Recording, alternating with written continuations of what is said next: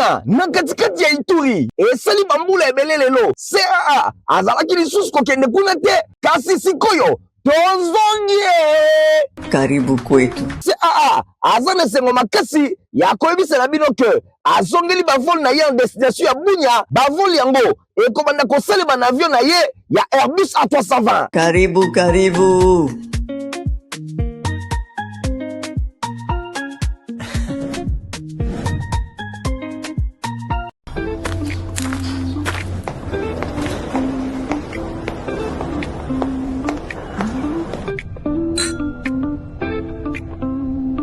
Reprise ya vol CAA na Kolwezi et zongi déjà à partir le 13 avril 2026. Bon réserver déjà ba place na bino.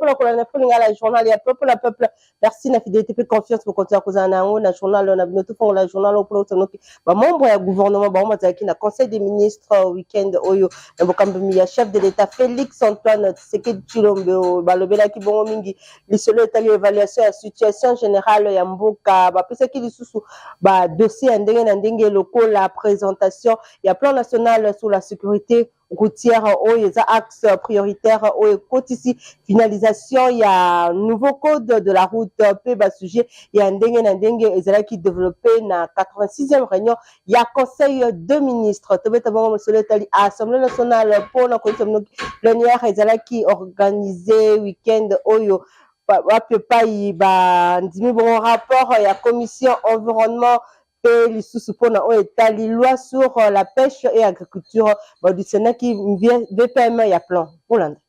Série ya présentation ya ba rapport ya ba commission permanente et kobaki na chambre basse ya parlement lolenge ba article 193 p 194 ya règlement d'intérieur ezali koloba na bokambemi ya premier vice-président professeur Isaac Jean-Claude Tshilombai Moussaou séance plénière et salemaki vendredi 12 avril 2026 ba poignon sezalaki inscrit na ordre du jour examen et adoption ya rapport ya commission environnement tourisme et ressources naturelles et développement durable yango na proposition ya loi oyo ezali ko fixer ba principes fondamentaux na oyo etali pêche pe aquaculture. Présentation et rapport à la commission aménagement du territoire, infrastructure et nouvelles technologies de l'information et de la communication. Pour la audition, il y a vice-premier ministre, ministre il y a plan et coordination, il y a aide au développement, dans Italie PDL 145 territoires. Présentation et rapport à la commission aménagement du territoire, infrastructure et nouvelles technologies de l'information. Pour la audition, il y a déjà il y a RTNC. Dans l'ouverture, il y a séance plénière. Professeur Isaac Jean-Claude Tshilombai Moussaou a rappelé qu'il y a honorable député national importance de l'exercice où il faut renforcer le contrôle parlementaire. Bah, membre de la commission environnement, tourisme, ressources naturelles et développement durable. Puis où il y a aménagement du territoire, infrastructure, nouvelles technologies de l'information et de la communication. Ba présenter que séparément par rapport na bango liboso ya plénière.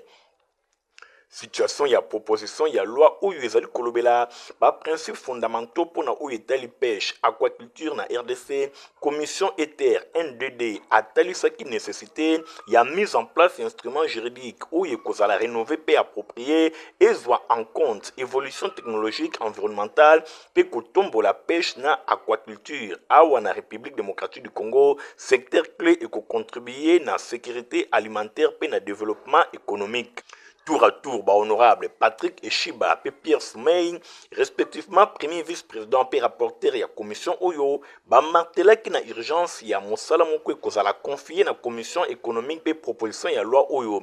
Mosala ezali présenté na commission et permettre que doter na République nouveau cadre juridique ya décret 21 ya avril 1937 où ezali sous adapté na ba réalité actuelle ya évolution ya technologie na ngambo mosusu commission antique à présenter qui rapport na audition il y a vice-premier ministre et ministre ya plan et coordination na aide au développement Guilain Nimbo et la directrice générale ya radio-télévision nationale congolaise Sylvie Elenge observer représentation au national faiblesse constatée en exécution ya programme PDL 145 territoires avant de passer la recommandation il y a la recommandation installée na gouvernement na chambre basse ya parlement pour na oyo etali RTNC commission à Monique définition ya politique nationale ya média public pe modernisation ya chaîne nationale organe étatique stratégique ezali bongo condition moko ya malonga pour na renforcer souveraineté pe rayonnement ya RDC sur le plan médiatique international.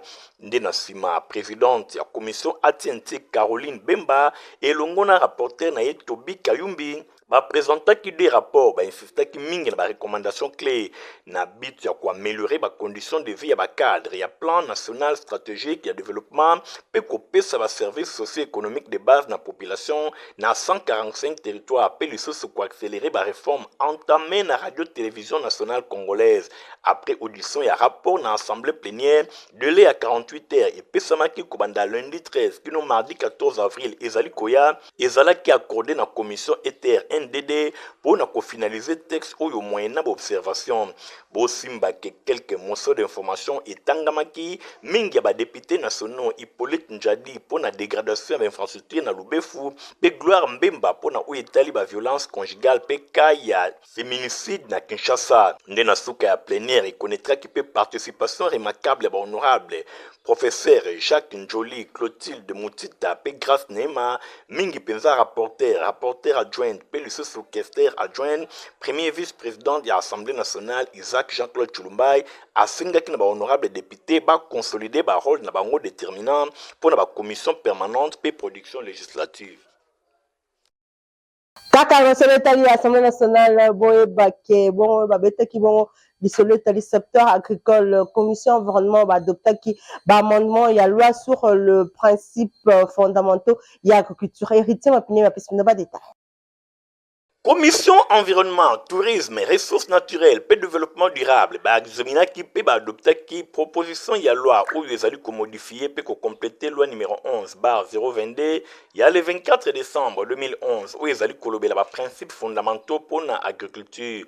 Bosimbake vendredi 10 avril 2026 na salle de congrès ya palais du peuple na bokambeme ya président Adrien Bokele ba membre ya commission ba procéder qu'un examen approfondi ya ba disposition oyo avant ils allaient adopter article par article modifié réforme oyo ils allaient viser mingi kokotisa notion ya produits agricoles stratégiques considérer le cola levier essentiel ya planification pe ya priorisation ya développement agricole national nanzela ya innovation législateur bazali koluka orienter l'investissement vers la chaîne de valeur où il faut encourager transformation locale pour renforcer la compétitivité des produits congolais dans les marchés régionaux et internationaux.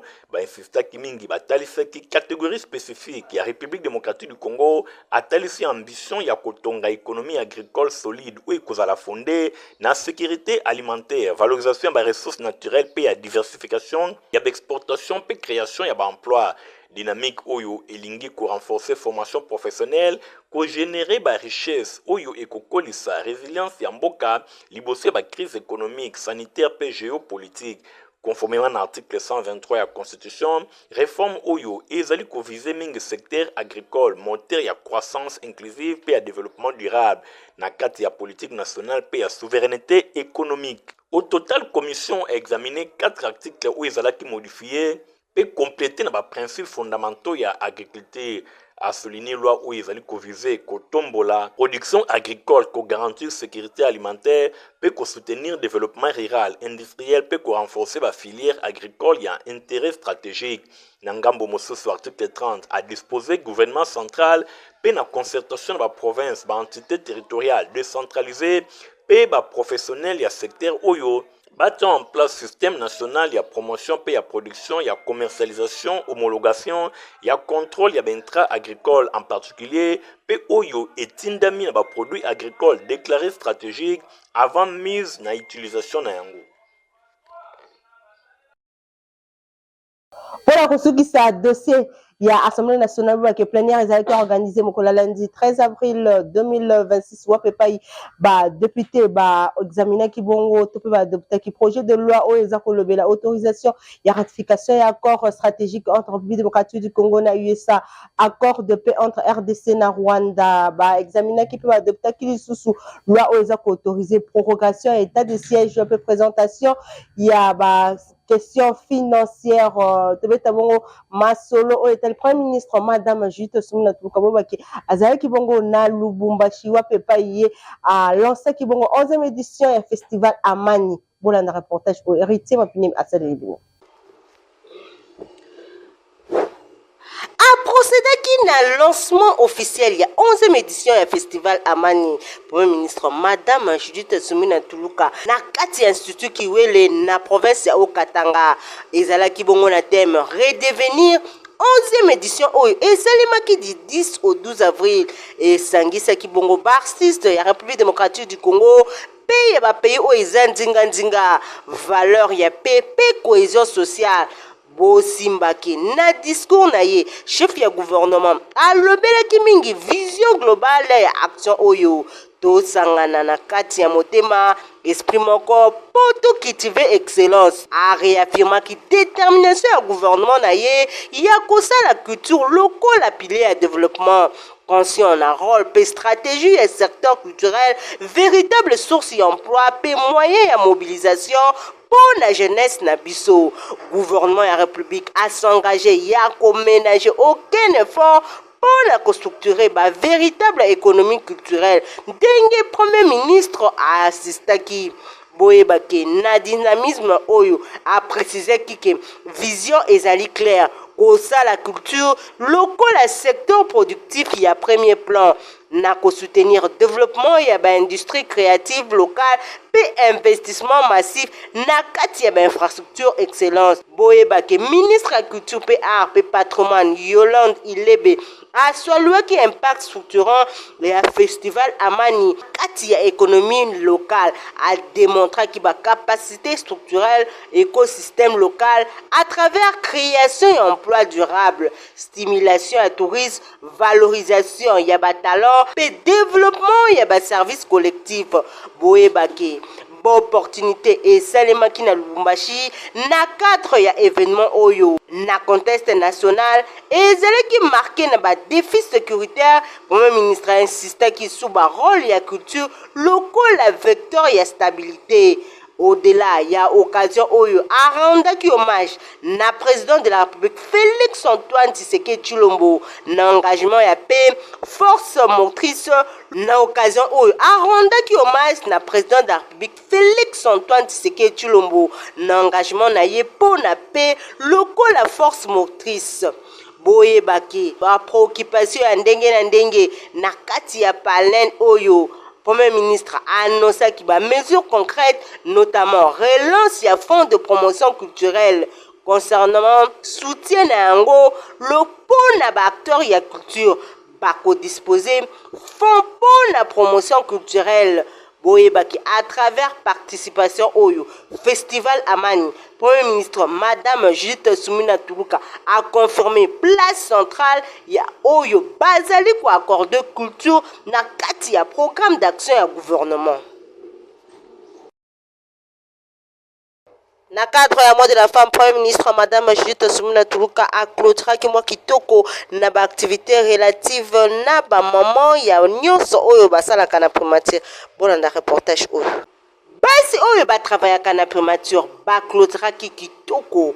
Mwana bango oyo ezali dédié na mwasi cérémonie ezalaki présidé par la Premier ministre Madame Judith Suminwa Tuluka. 700 femmes na ba service ya agence cellule structure attachée bazalaki wana pona kosolola na Premier ministre leadership féminin au cœur ya service public nde ezalaki thème ya milulu oyo parmi ba moment oyo ezelamaki ba participante ba exprimaki satisfaction pe reconnaissance na bango endroit ya Premier ministre Madame Judith Suminwa Tuluka. Ba témoignage oye marquaki journée notamment ya Bernadette Sika directrice ya ba archive pe nouvelle technologie na kati ya primature forte carrière na ye 42 ans a exhortaki ba femme ba cultiver ba valeur éthique pour le service public. Ezwaki maloba Premier ministre Madame Judith Suminwa Tuluka a salué qui courage ya ba femme particulièrement ya Est la République démocratique du Congo. Chef ya gouvernement a saisi qui opportunité oyo pour insister sur nécessité à promouvoir égalité na kati administration publique. Ba femme bazalaki honoré pour na makambo oyo avant clôture ya cérémonie quinzaine ya ba femme bayaki ko décerner distinction pour na dévouement pe long parcours au sein de l'administration publique. Ba misusu ba totalisé 46 ans de carrière. Ba femme oyo ba sepeleki na kati ya journée oyo moment particulier émouvant. Ba femme ya primature ba exprimaki gratitude na bango et pa ya premier ministre madame Judith Suminwa Tuluka, geste profondément symbolique na kati atmosphère empreinte ya fierté pe respect ba pesa ki ba cadeau ya ndenge na ndenge loko la source na kati ya tradition congolaise. Boye bake ba moment ya partage pe ya gaieté ponctué na ba brillante prestation ba artiste dramatique pe humoriste bazalaki wana pona kosala milulu oyo à travers initiative oyo. Premier ministre madame Judith Suminwa Tuluka a réaffirmé engagement en faveur et amélioration des performances ya ba gens à l'état et s'inscrire dans 5e pilier à programme d'action à gouvernement. Honorable Mantone élu ya Selemba oui a visité qui libota moko au moins la bomba qui n'a pas Christian Kingebeni reportage. Phénomène kidnapping beba crime armé na ville ya Kinshasa ezali lisusu ya kolobela te ndakisa na quartier cité verte précisément na Ari Libulu bango bazwaki visite ya batomabe lundi 16 mars 2026 vers 19h na sima ya koyoka sango ya mawa oyo honorable Mantone di Papa Selembao akomaki sur place pour na kosankiring na situation pe ko réconforter population oyo bazalaki victime ya situation oyo ya vol à main armée. Le but est agressé na ba 19h. Tango ka kura ikei. Ngana bimi keno na somba jie pa mama Germaine oyo. Nanguza mbe keno na zo potaji mbala moko masasi na simu. Na baluka boye. Bazalaki 4 on a monaki na miso 4 personnes on a munduki na maison na leo bakotaki 3 personnes ngana za kuna moya na pusa na boye ezate naza na munduki te no côté na kwa bosala nini atelema bi soka bushe betengo na kingo atenga ngo pona eso beta na so tete do za dia ngo so ngo kaka ngo so so bi hoti do ya se ngo yo je ni nyonso et puis honorable a université tanche a go fouiller na ba téléphone ezali ba iPhone 13 ba téléphone mususu a récupéré azo fouiller nyonso ame matena nyonso ye moko kolombo wana eli ya commune ya Selembao Mantone Papa Selembao du les responsables andima mukumba ya population ya commune na ye arondaki visite na famille moko oyo mwana bango ya 15 ans kuna na quartier Mbala azalaki victime ya kidnapping pe ya abus sexuel na nzela na ye ya retour ya kelasi bozo explication ya papa na ye. Tous les mercredis, on a là où ta classe à 17h comme d'habitude. Mais mon colongo et ça m'a guindé moi naté. Tous les mois na où ta classe aya to mona ka moi naté. Les vendredis pe na zongi na ngana ndakwa wa. Nde mwana moka mukia ute kuna. Nda zoa koleka pa na biso boye. Nda komi li boso place wana kuna. Ah, nda kamwe. Mwana nga mwasa libosa bimia tuni ah. Yo teni place wana osani ni erabino. Na olingana matana kende prière mais na moni mutu moko babwaki awa nde mwana nga soki ebangisi ye nda matimba ngo tala boye ndaye omona ndeko na ye metanga monaki wana ana uniforme alagoni élu ya commune ya Selembao honorable Mantone du les responsables azangaki te kotombola mongongo pona population na ye ya Selembao nde toyaki lelo ko compatir na famille et puis ko apporter bango mo assistance sociale na biso pour esungwa mwana na biso akozwa ba soins appropriés. Heureusement pour na ye tomoni ba retrouver ye aza en vie mais seulement état oyo tokuti nango jisinga vraiment zo ba soins moko appropriés. Et par là tous profiter ko senga na ba autorité compétente ya Ngoma Kinshasa baye ba ko assumer ba responsabilité na malamu de peur que les pires et continuer kosalama na komba Kinshasa précisément pe na commune ya Selembao. Moninga malamu baye bakaye na tango ya pasi honorable Maotwene toujours au front pour na kolobela pe ko proposer ba solution afin que population na ye à vivre kitoko. Secrétaire exécutif ya Icoville ya Kinshasa Brajengali ye akutana kibongo na ba maman ezaki bongo kuna na malukunyo selekana kitoko na cercle culturel samedi 28 mars. Reportage. Nyonso elekaki na cercle culturel ya commune ya Maluku samedi 28 mars 2026 activité minene mibale ya liboso carnaval monene ya soutien et pa ya chef de l'état Félix Antoine Tshisekedi Tshilombo pe ya ngonde e yaki kosalema pour na clôturer mois de la femme bo simba pe boyeba effigie ya président de la république et tiamaki na kiti babengi Chipoi pour na marquer soutien na bango ya bana Maluku et pa ya son excellence Félix Antoine Tshisekedi Tshilombo na ba action nyonso pe na vision na ye nyonso ezalaki organisé et pa ya secrétaire exécutif provincial ya parti politique babengi Union Congolaise ikona mokuse Bridge Ngalim Firi Obama oyo ba mama nyonso ba mesana ko benga ye mwana ya ba mama intervenante ezalaki présidente ya Ligue de femmes provinciale Mama Louvette Mbunzu bokutani oyo ezali bongo na vision ya parti cher ya son excellence vice-premier ministre ya économie nationale professeur Daniel Mukoko Samba pour na soutenir vision ya chef de l'état Félix Antoine Tshisekedi Tshilombo na mission oyo peuple apprécié pour na koluka kimia pe kotia tranquillité bisika nyonso na République démocratique du Congo na ba première heure ya journée ambiance ezalaki vraiment na rendez-vous ndenge kaka bino moko bozali komona carnaval oyo et mobilisaki full moko ya kafu kafu ba mama oyo ba utaki na ba coin nyonso ya commune ya Maluku.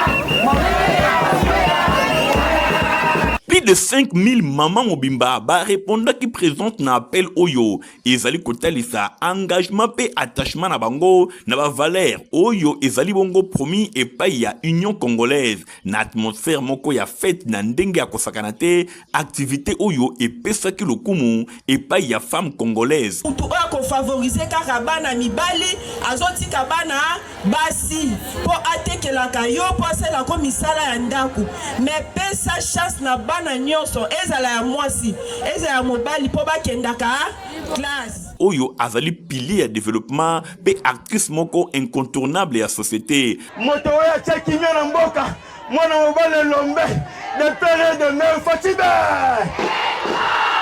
nalingi nanu napesa mbote oyo ewute pa autorité morale le professeur docteur Daniel Mukoko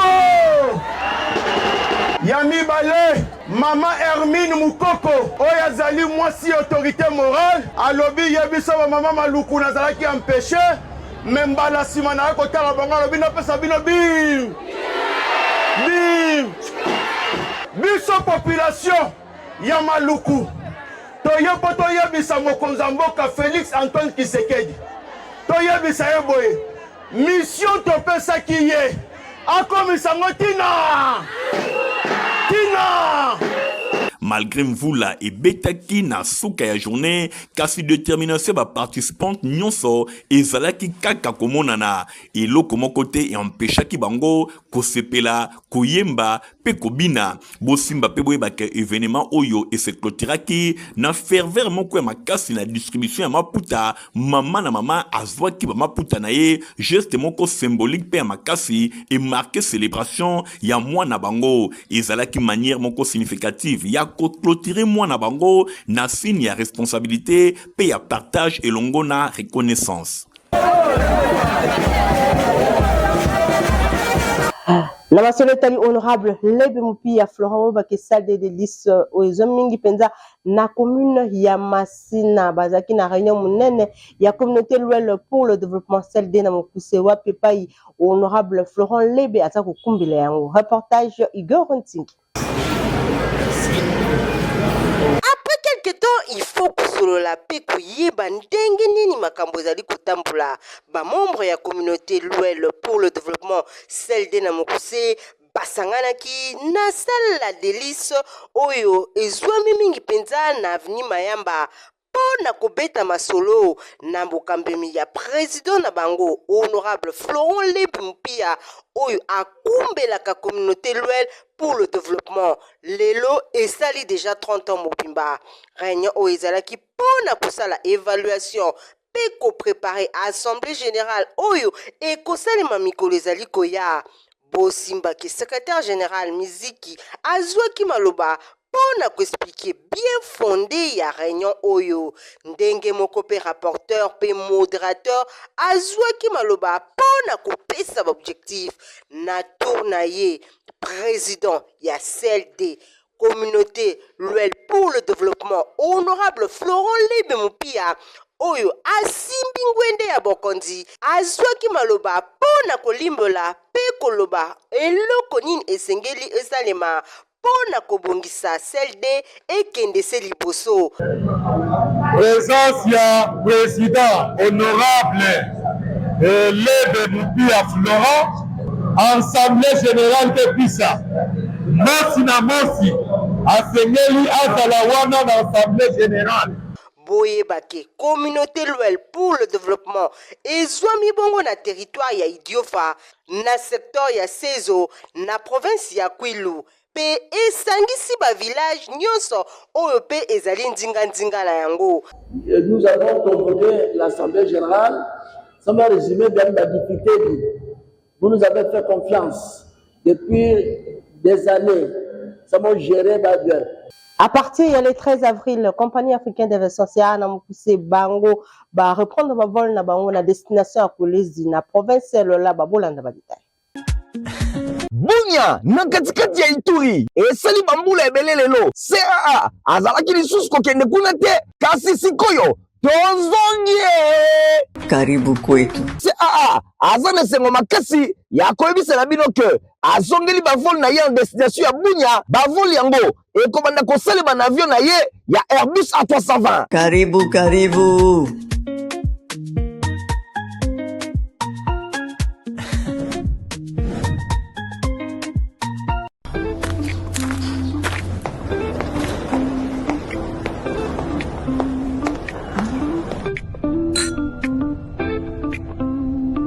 Reprise ya vol CA1 na Kolwezi ezongi déjà à partir ya le 13 avril 2026. Bon réservé déjà ba place na bino.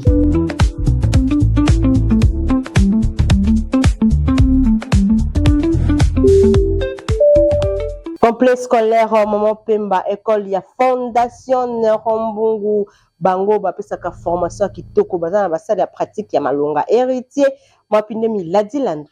Thanks for be done with us and we done with us. Thanks for all things we are saying here. Na cadre ya préparer ba épreuve préliminaire et examen d'état na ndenge ya malamu complexe scolaire Mama Pemba école ya Fondation Nerombungu ezali kotika eloko moko te au hasard nyonso ezali kobongama na ndenge ya kosakana te boyoka mokolo ya jeudi 5 mars 2026 mingi penza ba élève finaliste ba yambaki inspecteur provincial bayaki wana pona kotalisa bango ndenge nini ba épreuve oyo esalemaka IPP ya Moamba ayaki wana elongo na ba adjoint na ye bazalaki liboso ba élève finaliste tomonaki pe ba enseignant ba encadré bazalaki wana pe présence ya promoteur Rodrigue Mbungu ba élève bazalaki vraiment bien enseigné et pas ya ba inspecteur oyo pona kotalisa bango eloko ezali ya motuya pona réussite na bango na examen d'état ezali liboso eloko etali discipline kota nzambe liboso pe koyeba na kobongama na ndenge ya kobusakana te travail personnel pe travail collectif esengeli koassiste na baenseignement nyonso oyo ezali kopesama kofuta bafrais scolaire po bayeba na kobengana yo te nyonso wana ezali kosala ke élève finaliste ayeba na kozala prêt mokolo ya baépreuve ayeba na kose comporter na ndenge ya malamu IPP elongo na baadjoint na ye bazwaki malo na kotalisa baélève finaliste bacontour nyonso ya baépreuve ya examen d'état surtout moto mingi ba préliminaire oyo ezali ko banda déjà na mois de mai. Message à l'inspecteur ezala ki bien reçu pamba te ba élève ya complexe scolaire Mama Pemba ba tuna ki pe mitune ndenge na ndenge pona ko sabe éclairage oyo esengeli nde na suka ya nyonso IPP azanga ki te ko pesa ba précision. L'école, c'est d'abord Dieu. Associer Dieu à tout ce que nous venons de dire. Bientôt nous allons finir. Dans ce cadre, justifie l'intérêt que nous avons pour vous. Au précédé, on parlait de la sensibilisation à l'examen d'État. Plus on s'approche de l'examen d'État, des gens sans qualité viennent vers vous pour vous raconter des hérésies. Ils viennent vous raconter n'importe quoi. Souvent, ils vous racontent des mensonges, bien sûr. Comme ils savent que, tel que vous êtes là, tous vous avez un sentiment commun. Qui peut me rappeler les sentiments qui animent? Pour nous, un diplôme de 50%, ce n'est pas une réussite acceptable. Alors, qu'est-ce qu'il faut faire? Première chose, candidat finaliste, une fois arrivé en terminale, de vous rayer sur la liste et vous n'aurez pas de diplôme. Même après la publication, on sait vous empêcher d'obtenir les diplômes. Ne tombez pas dans ces cas-là. Simba pe boyeba ke encadrement ezali kokoba se kokoba na complexe scolaire Mama Pemba surtout pour na belle finaliste oyo kala mingi te ba kosala be preuve préliminaire pe be preuve nyonso examen d'état réussite nde réussite awa na complexe scolaire Mama Pemba école ya fondation Néron Mbungu nyonso ezalaka bien préparé. Poto malonga pona bana mineza Protivap pe mokolo kokomela ngo pisaka santé ya kitoko vitamine. Protivap encore et toujours. Oyo mama bituna tuna ayeba kateti lero apesa mwana ye bire. Ebe na santé kitoko boye. Olesaka ye nini? Aliaka Protivap. Soka ba mama nyonso batimbe ya Protivap poto kitoko pona ba bébé pro. Mama ye, soma ye. Mwana na ngai depuis abanda kolia akoli boye. Aliaka kaka Protivap. Protivap. Protéine, vitamine, énergie. Azama yele na classe abela kate alimbaka te. Ba maman, félicitations na bokoneri bana. Protivap, facile à digérer et nourrissant. Ezana, protéines, vitamines et énergie. Hey, bébé na yo kitoko ninyo esaka.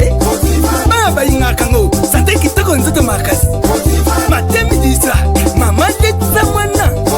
Sukana mbimbi. Vous avez kebeli pour na kolanda foninga la journée peu pour na pour ce que c'est peut-être non ça merci Igor Ntingi Matomi na zaki bongo nasima ya caméra concours rédactionnel Nadine Sona Muyala Peruit Kindu héritier Mapinde Mingulungu aspar zaki journal ngana bino tupsana rendez-vous Nicolas Koya